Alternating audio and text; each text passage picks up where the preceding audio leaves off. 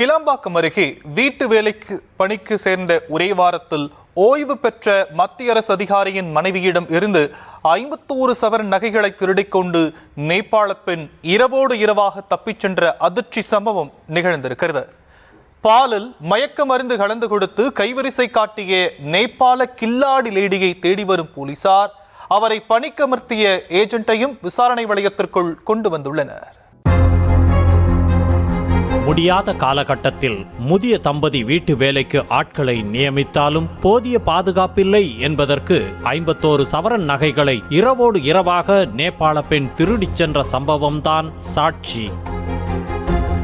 செங்கல்பட்டு மாவட்டம் கிளாம்பாக்கம் அடுத்த Kolapakkam TVS green குடியிருப்பில் வசித்து வருபவர்கள் ராஜேந்திரன் உஷாராணி தம்பதியர். ராஜேந்திரன் மத்திய அரசு நிறுவனத்தில் அதிகாரியாக பணியாற்றி ஓய்வு பெற்ற நிலையில் கடந்த ஒரு வாரத்திற்கு முன்பு நேபாளத்தைச் சேர்ந்த மன்குமாரி பிஸ்வர்மா என்ற பெண்ணை வீட்டு வேலைக்காக பணியமர்த்தியுள்ளார். இந்நிலையில் இரவில் வெளியில் சென்றுவிட்டு வந்த ராஜேந்திரன் உஷாராணிக்கு வழக்கம் போல் தூங்கச் செல்லும் முன்பு பால் கொடுத்துள்ளார் நேபாள பெண். அந்த பாலை அருந்திய தம்பதி இடியே விழுந்தாலும் காது கேட்காத அளவுக்கு அசந்து தூங்கிவிட்டனர். விடிந்ததும் கண்முழித்த உஷாராணிக்கு பெரிய அதிர்ச்சி காத்திருந்தது. தனது கழுத்தில் இருந்த செயின்கள், வளையல்கள், கம்மல், மோதிரம், காது மாட்டல் என 51 சவரன் நகைகள் காணாமல் போயிருந்தது. இதனால் பதறிப்போய் தனது கணவரை எழுப்பி நகை காணாமல் போனது குறித்து கூறியுள்ளார். அதை அடுத்து இருவரும் சேர்ந்து நேபாள பெண்ணின் அறைக்கு சென்றுள்ளனர். அங்கு அந்த பெண் இல்லாததோடு வீட்டின் கதவும் வெளிப்பக்கமாக பூட்டப்பட்டிருந்தது. அவர்தான் நகையை திருடியுள்ளார் என்பதை கணித்த தம்பதி போலீசுக்கு போன் செய்து தகவல் கூறியுள்ளனர்.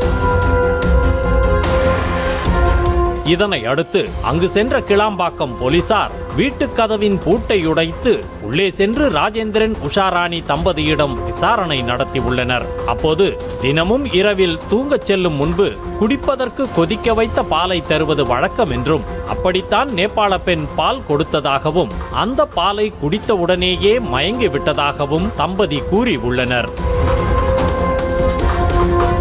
அதன் பிறகு வழக்கை பதிவு செய்த போலீசார் குடியிருப்புக்கு அருகில் உள்ள அத்தனை சிசிடிவி கேமராக்களையும் ஆய்வு செய்து நேபாள பெண்ணை பிடிக்கும் பணியில் இறங்கி உள்ளனர். இது ஒருபுறம் இருக்க, இரவில் தூங்கும் போது 51 சவரன் நகைகளை உஷாராணி அணிந்திருந்தது ஏன்? தினமும் 51 சவரன் நகைகளை அணிந்தபடிதான் தூங்குவாரா என்பது குறித்து விசாரணை நடத்தி உள்ளனர்.